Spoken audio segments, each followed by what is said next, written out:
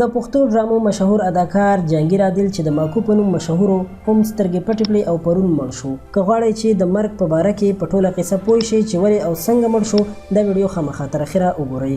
دوستانو که په پخوانو ډرامو نظر واچو نو یو څو نومونه پکې داسې راځي چې د خپل کردار او اداکارۍ په وجه ځانونه ژوندي ساتلي، چې په دغه نومونو کې یو جهانگیر عادل هم دی.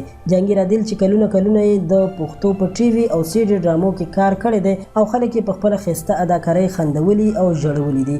پرون په 29 جولای په یو اکسیډنټ کې مړ شو او 400 کې خاورو ته وسپارل شو.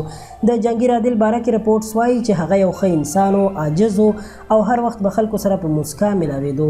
د جهانگیر عادل په مرګ باندې ډیرو خلکو او هنرمندانو غمرازي ښکاره کړې ده، ځکه چې هغه د اداکارۍ سره یو ښه انسان هم و. جهانگیر عادل د 400 اوسیدونکو او د عوامي نېشنل پارټۍ سره تعلق لرلو. په همدې وجه د په مرګ باندې د عوامي نېشنل پارټۍ مرکزی صدر ایمل ولی خان هم غمرازي ښودلې ده او د دې لپاره په ټویټر باندې یو ټویټ هم کړی دی. جهانگیر عادل د اسماعیل شاهد، سید رحمان شینو، علمزیب مجاهد، لاټو او عمر ګل د ګروپ اداکارو او همیشه یې د پښتنو په مخونو خندا راوستې وه او ځینې داسې سنجیده کردارونه هم کړي دي چې خلک یې ژړولي دي. د یو مسلمان په صفت دا دعا کوم چې الله تعالی دې مرحوم جهانگیر عادل ته جنتونه ورکړي.